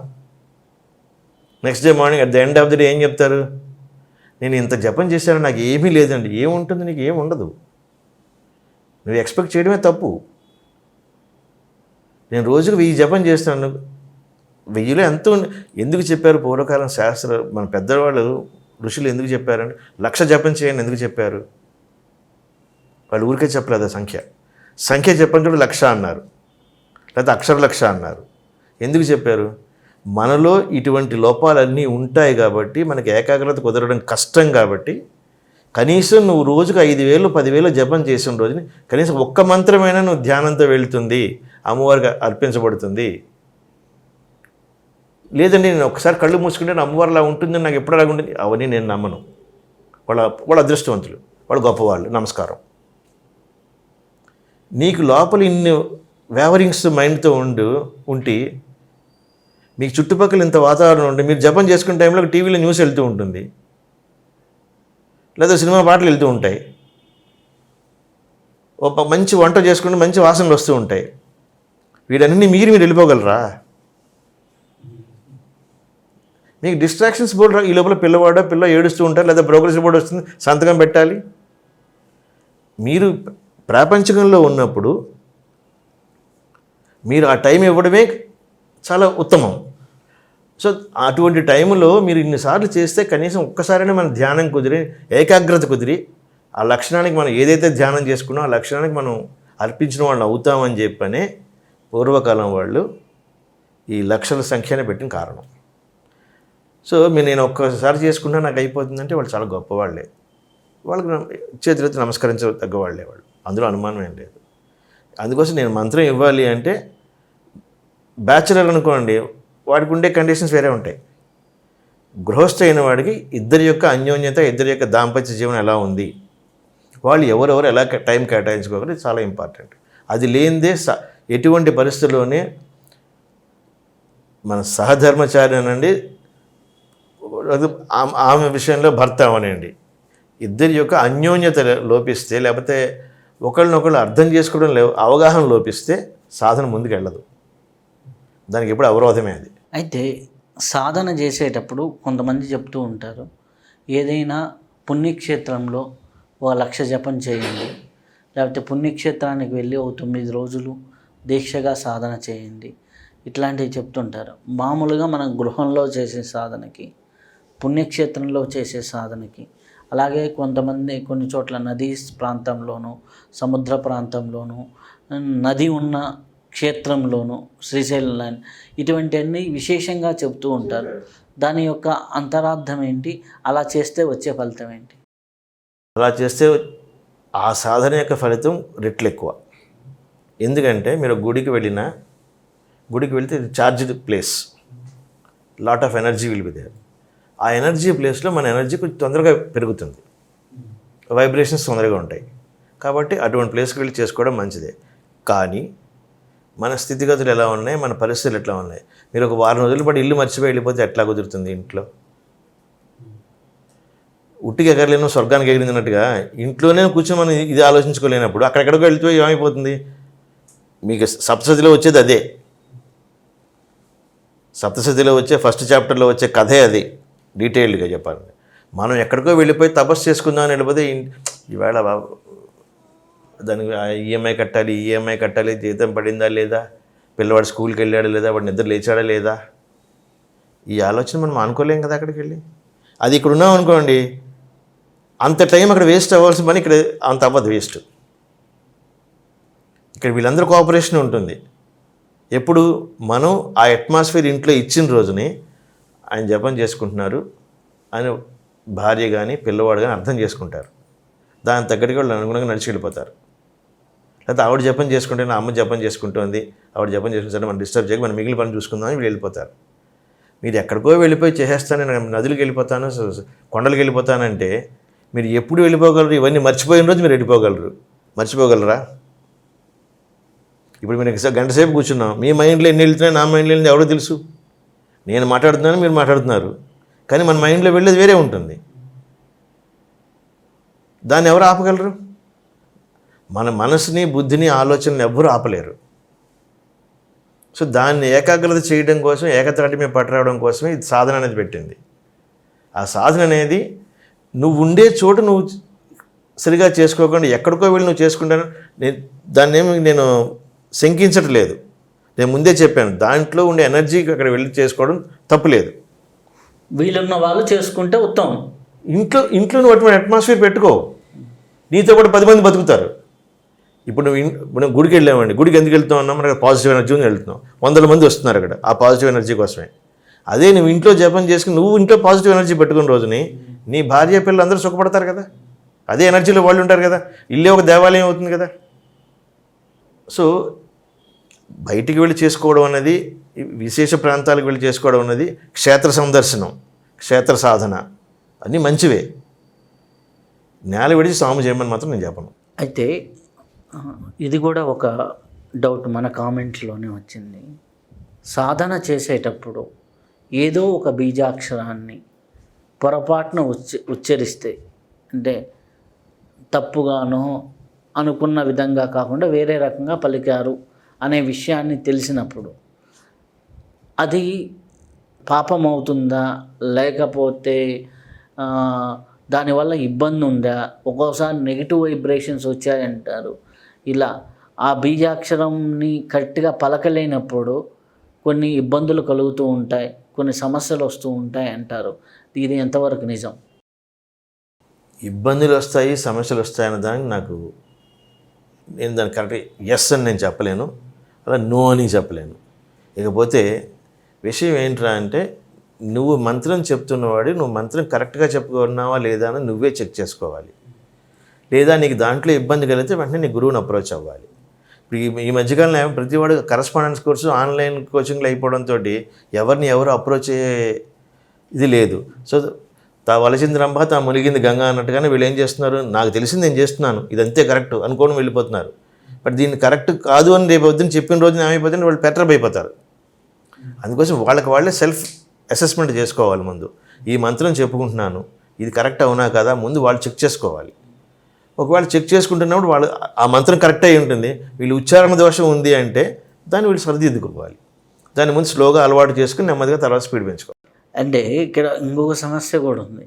గురువులు చెప్తున్నారు, టక్మని వీళ్ళు ఏదో నోట్ చేసుకుంటున్నారు, అది వేరే చోట చెప్పొద్దు అంటున్నారు. ఇది కరెక్టా కాదా అనే ధర్మ సందేహం కూడా ఉంది. ఓకే, అది చెప్పకపోతే తెలియదు, చెప్తేనేమో తప్పు ఉందో రైట్ ఉందో ప్రాబ్లం అవుతుంది. గురువు చెప్పింది దాని మీద తప్పు రేటు సమస్య లేదు అక్కడ. గురువు మించింది ఇంకొకళ్ళు ఎవరు, ఈ గురువుని జడ్జ్ చేయడం ఇంకో గురువు ఎవడో లేడు అక్కడ. అలా చేస్తే వాడు గురువే కాదు. మీకు ఒక గురువు ఒక ఉపదేశం ఇచ్చాడు, మీరు ఏమున్నా గురువుతో తెలుసుకోవడమే. ఇప్పుడు ఆయన లేరు అనుకోండి, అప్పుడు మీరు ఇంకొకరి దగ్గరికి వెళ్ళి కరెక్షన్కి వెళ్ళొచ్చు తప్ప, ఆయన ఉన్నప్పుడు ముందు ఆయన అప్రోచ్ కావాలి, ఆయన దగ్గర మీరు మీ గోడ వెళ్ళబోసుకోవాలి. ఒకవేళ ఉచ్చారణ దోషం వస్తుంది అనుకుంటే ఇతనే ముందు దాన్ని రెక్టిఫై చేసుకోవాలి. ఉచ్చారణ స్లోగా చదువుకుంటూ ముందు అక్షరాక్షరం విడివిడిగా చదువుకొని దాన్ని బాగా కూడబలుచుకొని ఒక అభ్యాసం తెచ్చుకొని తర్వాత చదవాలి. ఎందుకంటే ప్రతి మంత్రంలో ఇది ఉంది, ప్రతి మంత్రంలోనూ ఇటువంటి దొల్లించే లక్షణం ఒకటి ఉంది, దాన్నే కీలకం ఉంటాం మనం. ప్రతి మంత్రంలోనూ మీరు ఒక మంత్రం ఏం అక్కర్లేదు, మీరు గాయత్రి మంత్రం తీసుకోండి, మీరు స్పీడ్గా చదవండి, మీకు భూర్భువ స్వాహ వస్తుందా బుడబుడ స్వాహ వస్తుందో చూసుకోండి మీరే. అంటే జస్ట్ చమత్కారం చెప్తాను. అట్లాగే నేను మామూలుగా ఎవరైనా చేసేవారు కాదు, నేను బుడబుడ స్వాహ చేసావా అంటాను నేను. సో ఏంటంటే ప్రతి మంత్రంలోనూ ఏ మంత్రంలో అయినా కూడా ఒక అక్షరం మెలిక ఉంటుంది. ఆ మెలిక దగ్గర మనం అనుకోకుండా తప్పు జరిగిపోతూ ఉంటుంది. అలాగే గాయత్రి మంత్రం మొదటి పాదంలో చివరి అక్షరం నియమం అన్నవాళ్ళు అక్కడ జ్ఞాత ఆగిపోతారు. అందుకోసం కొన్ని ఇదే ప్రతి మంత్రంలో మీరు తీసుకుంటే గణపతి మంత్రంలో అదే జరుగుతుంది. ఒక గా చెప్పామో 2 గమ్ చెప్పామని ఆలోచనిస్తారు. అందుకోసం ఇవన్నీ దాన్ని ఏం చేయాలంటే దాన్ని ఓవర్కమ్ చేసుకోవాలంటే మంత్రాన్ని చూసుకుంటూ చదవాలి. నేను ఇప్పటికీ నా జపం చేసుకునే టైంలో ఒక్కొక్కసారి మంత్రం అక్షరదోషం వెళ్తుందామో అని చెప్పి నేను పెద్ద స్క్రీన్ మీద నా మంత్రం పెట్టుకుంటాను. నేను జపం మామూలుగా జపం చేసుకుంటూ ఉంటాను, అది కంటి ముందు ఎలా ఉంటుంది. ఇప్పుడు నేను ఒకసారి అక్షరం తేడా తెలుస్తుంది. ఎందుకంటే ఉపాంశ పద్ధతిలో జపం చేయమని చెప్తారు. అంటే ఏమిటి, మనం చెప్పే మంత్రం మనకే వినపడుతుంది, ఇంకెవరికి వినపడదు. ఆ వినపడే సమయంలో మనం ఏ అక్షరం దోషం చెప్తున్నా మనకు తెలుస్తున్నప్పుడు అక్కడ అక్షరం మనం కరెక్ట్ చేసుకుంటాం. అక్కడ ఇది స్వయంగా మనంతా మనం దాన్ని సరి చేసుకునే పద్ధతి అది. లేదా గురువు ఉన్నాడా, గురువు దగ్గరికి వెళ్ళి ఈసారి ఉచ్చారించి ఇలా ఉంది, నాకు ఇలా తప్పు జరుగుతుంది, ఇక్కడ ఏం చేయాలి అంటే ఆయన మళ్ళీ కరెక్ట్ చేసి చెప్తారు ఎట్లా చేయాలి అంటే. సో అందుకు ఇవన్నీ చాలా ఉన్నాయి. కొన్ని మంత్రాలు ఎట్లా ఉన్నాయంటే కంటి ముందు మనం పెట్టుకుంటే టెలిప్రాంప్టర్ అంటాం చూడండి. మన కళ్ళు మూసుకుంటే మా మంత్రం కంటి ముందు వెళ్ళిపోతుంటుంది. దానిపై టెలిప్రాంప్టర్ అని చెప్పి మామూలుగా చదువుతారు. మన న్యూస్ రీడర్స్ అంతా చదువుతారు కదా, స్క్రీన్ వెళ్తుంటే వీళ్ళు చదువుతూ ఉంటారు. అట్లాగే టెలిప్రాంప్టింగ్ ఒకటి ఉంటుంది. మనకి ఐస్ కలర్ రావాలి ఆ మంత్రాన్ని, అందుకని దాన్ని దృష్టిలో పెట్టుకోవాలి. అది పెట్టుకుని కళ్ళు మూసుకున్న తర్వాత ఆ మంత్రం వెళ్తూ ఉంటే దాన్ని చదువుతూ ఉండడమే, మన పని ఇంకోటి ఏం లేదు. ఆ మంత్రం అక్కడ ఏముందో చదవడమే, ఆ వైబ్రేషన్ తీసుకోవడమే. కానీ మంత్రం అనేది ప్రతి మంత్రం ఒక పర్టికులర్ స్పీడ్లో వెళ్ళాలి. ఆ స్పీడ్లో వెళ్తున్నాడు కొంచెం మించాము అంటే అక్షరదోషాలు రావడానికి అవకాశం ఉంది, తగ్గించాము అంటే వైబ్రేషన్ తక్కువ అవడానికి అవకాశం ఉంది. కాబట్టి ప్రతి మంత్రానికి నిర్ణీత వ్యవధి, నిర్ణీత వేగము, నిర్ణీత పద్ధతి ఉంది. ఇలాగే చదవాలి, దానికి ఒక ఇది ఉంటుంది, దాని ప్రకారం వెళ్ళటమే. అది ఇందులో దోషం వస్తుందంటే మనకు ముందు సెల్ఫ్ కరెక్షన్ చేసుకోవడానికి ఇది మెథడ్స్. ఆ మంత్రం ముందు మనం చూసుకుంటూ ఉండడమే, చదువుతూ ఉండడమే. అప్పుడు కొంతకాలం మన తప్పు మనం కరెక్ట్ చేసుకోవచ్చు. ఇప్పుడు మీరు చెప్పింది ఇచ్చిన మంత్రంలోనే తేడా ఉంది అన్నప్పుడు మనం దానికి ఏం చేయలేం, ఆ భగవంతుడి గనుక. అయితే మంత్ర సాధన చేసేవాళ్ళు బయటికి చదివినప్పుడు ఎలా ఫలితం ఉంటుంది, పెదాలు కదుపుతూ చదివినప్పుడు ఎలా ఉంటుంది, మౌనంగా ఉంటూ చదివినప్పుడు ఎలా ఉంటుంది? ఇది కొన్నిసార్లు గట్టిగా చదవండి అంటారు, కొన్నిసార్లు మౌనంగా చదవమని అంటారు, మననం చేసుకోమంటారు. కొంతమంది మీరు ఏ పని చేస్తున్నా కానీ మంత్రం మననం చేసుకోవచ్చు అంటారు, వంట చేస్తున్నా చేసుకోండి అంటుంటారు మననం. ఇది వాళ్ళకి ఏ స్థాయిలో ఎట్లా చేస్తే మంచిది? వాచకము, ఉపాంశు, మనస్సు 3 రకాలు మీరు అడిగారు. వాచకం ఎందుకు చెప్తామంటే గట్టిగా ఎందుకు చెప్తారు ఒక్కొక్కసారి మంత్రం అంటే ఆ వైబ్రేషన్ మనకు ఉండే అట్మాస్ఫియర్లో ఏదైనా ఉంటే దాని ప్రకారం తగ్గించుకోవడం కోసం పైకి చెప్పడం తప్పలేదు. అది ఒక రకమైన పాజిటివ్ ఎనర్జీ వస్తుంది మన చుట్టూ. ఒక రకమైన అంత ఎక్కువగా చెప్పకూడదు, ఎందుకంటే మనం చెప్పే మంత్రం అవతలోడు వినకూడదు. సో మన ఇంట్లో మనకి ఇంకెవరూ లేరన్నప్పుడు మనం చెప్పుకోవచ్చు, అది ప్రాబ్లం లేదు. మనసులో చెప్పుకోవడం అనుకుని చెప్పేసుకుంటూ ఉంటే ఏమవుతుందంటే కొంతకాలం పాటు ఏం చెప్పామో మనసులో చెప్పుకుని చాలా స్పీడ్ వెళ్ళిపోతుంది. ఎందుకంటే మనసు స్పీడ్ కదా, ఈ మంత్రం కూడా స్పీడ్ వెళ్ళిపోతుంది. ఆ టైంలో మనకు నిద్ర కూడా వస్తుంది. అప్పుడు మంత్రం చెప్పడం మానేసి నిద్రపోవడం జరుగుతుంది. నేను మెడిటేషన్లో నిద్రపోతుంటానని, నిద్ర వచ్చేస్తున్నాను నాకంటే ఇది కారణాలు. అందుకోసం అది కాకుండా ఉపాంశం అనేది చాలా మంచిది. మనం చెప్పేది మనకి వినపడుతుంది, ఆ వైబ్రేషన్ మనకు ఉంటుంది, కరెక్ట్ చేసుకుందుకు మనకు అనుకూలంగా ఉంటుంది. ఇది ఈ మెథడ్. దీనికోసం ఇందాక ఇంకోటి ఏదో అడిగారు దీంట్లో. ఇది అంటే మంత్రజపం అయిపోయింది, చేసేసారు, కానీ మననం చేసుకుంటూ పనులు చేసుకోవచ్చు. అది శాస్త్రంలో ఏం చెప్పారు, గచ్చన్ తిష్టన్ స్వపన్నపి మంత్రేక శరణ విద్వాన్ అని చెప్పి అన్నారు. అంటే మీరు నడుస్తున్నా, కూర్చున్నా, నిద్రలో కూడా మంత్రజపం చేయడం తప్పు కాదు. నేను మామూలు కలోక్వియల్ భాషలో చెప్పాలంటే ఒక మంత్రజపం సాధన చేస్తున్నామంటే ఆ మంత్రం మన రక్తంలో ఊరిపోవాలి. రక్తంలో ఊరిపోవాలంటే ఎలా జరగాలి అది? దానికి మళ్ళీ చెప్తా. మీరు ప్రాణాయామంతో అంతా చేసి మీరు మంత్రజపం చేస్తున్న రోజుని మన బ్లడ్లో ఉండే ఆక్సిజన్, మనం తీసుకున్న ఆక్సిజన్ ద్వారా కదా మన మంత్రజపం వెళ్తుంది. ఈ మంత్రం వెళ్ళి ఈ ఆక్సిజన్ అంతా బ్లడ్లో కలుస్తుంది. వైబ్రేషన్తో పాటు బ్లడ్లో కలుస్తుంది. దాంతో మంత్రం ఊరిపోతుంది ఒంట్లో. అప్పుడు ఏమవుతుందంటే అసంకల్పితంగా మీకు అటువంటి మంత్రం వస్తూ ఉంటుంది అలాగా. సో ఆ మంత్రం చెప్పుకోవడం తప్పేమీ లేదు. మీరు చెప్పారు వంట చేస్తున్నప్పుడు నుంచున్నప్పుడు సినిమా చూస్తూ కూడా జపం చేసుకోవచ్చు. యాజ్ లాంగ్ యాజ్ సినిమా మీ బుర్రలో, అప్పుడు మీకు బుర్రలోకి సినిమా ఎడదు, జపం ఉంటుంది.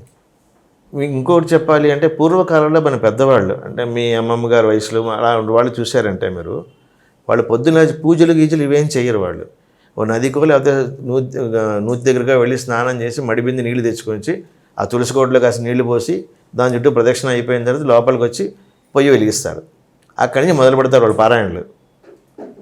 వంట ఏదగా పారాయణ చేస్తూనే ఉంటారు, ఏదో జపం చేస్తూనే ఉంటారు వాళ్ళు. ఈ లోపల ఇంటి పెద్ద మనిషి ఏం చేస్తాడు, ఆయన స్నానం చేసి అందే వరుసగా పూజ చేసుకునేటప్పటికి వీడు నైవేద్యం రెడీ అవుతుంది, నైవేద్యం పడితే ఇద్దరు భోజనం చేస్తారు. మరి ఆవిడ జపం అయిపోతుంది ఈ లోపల. అయ్యో నువ్వు చేసి వంట చేసి అలా దానివల్ల ఎనర్జీ. ఎందుకంటే మీకు ఆ టైంలో ఎటువంటి ఆలోచన లేకుండా ఇదే థాట్ వెళ్తూ ఉండడం వల్ల ఆ వైబ్రేషన్ అన్నంలో పడుతుంది, అంటే ఇంటికి పోతే ఆరోగ్యంగా ఉంటారు. అది పాజిటివ్ ఎనర్జీ. ఇప్పుడు ఈ రోజుల్లో జరుగుతుంది ఎట్లా అంటే వంటింట్లో ఒక అమ్మాయో స్త్రీ వంట చేస్తున్న వాళ్ళ భావన ఎంతసేపు నా వంటగదికి నేను దాని పేరు ఏమంటారు అంకితం అయిపోతున్నాను, చికాగ్గా ఉంది, అక్కడ ఈ నెగిటివ్ ఎనర్జీతో ఉంటారు. అదే నెగిటివ్ ఎనర్జీతో అంకిత భావం లేకుండా చేస్తుంటారు, మెకానికల్గా ఉంటుంది. ఆ రిజల్ట్ వేరేగా ఉంటుంది. అందుకే ఏదైనా చేసేది సంతోషంగా తృప్తికరంగా చేయాలి. ఎస్ ఐఎమ్ ఎంజాయింగ్ ఇట్ అని చెప్పి అనుకుని చేసుకోవడమే, ఆ కాసేపే చేసుకోవడం వచ్చేయటం. అలాగే కొంతమంది మంత్రజపం చేస్తున్నప్పుడు మాల తిప్పుతూ ఉంటాం, చేస్తూ ఉంటాం. మీరు అన్నట్లు ఒక మత్తైన స్థితి, ఒక జాగృతి కాదు, స్వప్న కాదు, సుషుప్తి స్టేట్లో ఉంటుంది. అమ్మవారే నేనే అమ్మవారుగా ఒక స్థితి, ఒక అమ్మవారు నా దగ్గరే ఉందేమో అనే భావన స్థితిలో అలా మాల తిరగదు, మంత్రం ఆగదు, మాల తిరగదు, సమాధి స్థితి, ఒక స్తంభన స్థితి, సమాధి స్థితి అంటే అలా ఉండిపోతాం. అలా నిర్మలమైన ఆ స్థితిని ఏమని చెప్పవచ్చు? అదే ఆ స్థితి కరెక్ట్ ఆ సాధకుడికి, అది నిజమైన ఒక అద్వితీయమైన స్థితి, అది అనుభూతి. ఆ సమాధి స్థితి ఒక అనుభూతి. ఆ సమాధి స్థితి అనేది రావాలి, ఎక్కువసేపు ఉండకూడదు. ఎక్కువసేపు ఉన్నారనుకోండి ప్రపంచం మర్చిపోతారు. మీరు ప్రపంచం మర్చిపోయారనుకోండి రేపు పొద్దున్న మీరు ఏమైపోతారు? అప్పుడు పిచ్చోడికి నియమకడతారు. ఆ సమాధి స్థితి రావడం, దాన్ని తట్టుకోవడం, దాని నుంచి మళ్ళీ తొందరగా బయటికి రావడం. శ్రీ విద్య పూజలో కూడా అదే ఉంటుంది. క్షణం నక్కించి తప్పి చింత చేయొద్దు అంటాడు వాడు. నువ్వు క్షణం పాటు ఏమీ ఆలోచించకుండా కూర్చోని వెళ్తుంది. ఆ టైంకి అలాగ ఉంటుంది. అలా వెళ్ళిన తర్వాత ఏమైపోతుంది, నువ్వు ప్రపంచం మర్చిపోతావు. అలా కాకూడదు. మళ్ళీ పూజలో మళ్ళీ నువ్వు వెనక్కి రా. నువ్వు ప్రకృతిలో ఉన్నావు, మళ్ళీ ప్రకృతిని ఆలంబన చేసుకో, మళ్ళీ అన్నీ చేసుకో. ఇక్కడ నువ్వు ఎందుకోసం ఇక్కడికి వచ్చి కూర్చున్నావు? సమాధి స్థితిలో కూర్చోడానికి కూర్చున్నావు, పూజ చేయడానికి వచ్చి కూర్చున్నావు. నీ సంకల్పం ఏంటి? నేను పూజ చేస్తానని. నువ్వు పూజ చేస్తూ వాడిని తలుచుకుంటూ వాడిని ధ్యానం చేస్తూ ఉన్న టైంలో నువ్వు సమాధి స్థితిలోకి వెళ్ళిపోయావు, నువ్వు ఇంకేం లేదు అన్నప్పుడు మళ్ళీ నువ్వు బయటికి రావాలి. నువ్వు చెప్పిన మళ్ళీ నువ్వు బయటికి రావాలి, వచ్చి మళ్ళీ పూజ చేయాలి. అందుకోసం అలా ఉండడం తప్పులేదు. ఉన్న తర్వాత దీంట్లో ఉన్నామని ఎరుక ఉండడం చాలా మంచిది. మళ్ళీ తొందరగా మళ్ళీ వెనక్కి రావడం ఇంకా మంచిది, ముఖ్యం. అదే సాధన చేసేటప్పుడు, ఎస్పెషల్లీ అమ్మవారు సాధన ఏదైనా చేసేటప్పుడు కొన్ని ఏదో చిన్నపిల్లలు గజ్జల ధ్వనులు, ఒక సుగంధ ద్రవ్యాలు, ఇటువంటి వాసనలు ఎక్కువగా ఒక్కోసారి కలుగుతూ ఉంటాయి. అది దేనికి సంకేతం? సంకేతం అంటే అది దాని పేరు ఏమంటారంటే మీరు అనుకున్న దైవం ఎవరో వచ్చినట్టు ఒక ఫీలింగ్ మీకు ఉంటుంది. ఏదో ఒక గాలి వస్తున్నది, ఒక ఫీలింగ్. అంటే ఇక్కడ కూడా మీరు గజ్జల చప్పుడు అన్నారు, అక్కడ శబ్దం, వాసన అన్నారు, గంధం. సో శబ్దస్పర్శ రూపరసగంధాలు ఉంటాయి కదా, అవన్నీ అక్కడ ఉంటాయి. అవే కదా మీరు అమ్మవారి రూపాల్లో పెట్టుకునేది, తన్మాత్రలోనే పెట్టుకుంటున్నారు కదా, అవన్నీ ఉంటాయి అక్కడ. ఒక చల్ల గాలిలాగా తగలటం, ఏదో తెలియని ఒక తన్మయత్వ గాలి ఒక సెకండ్ తగిలిపోతుంది, అబ్బా హాయిగా ఉందండి, అది అంతే.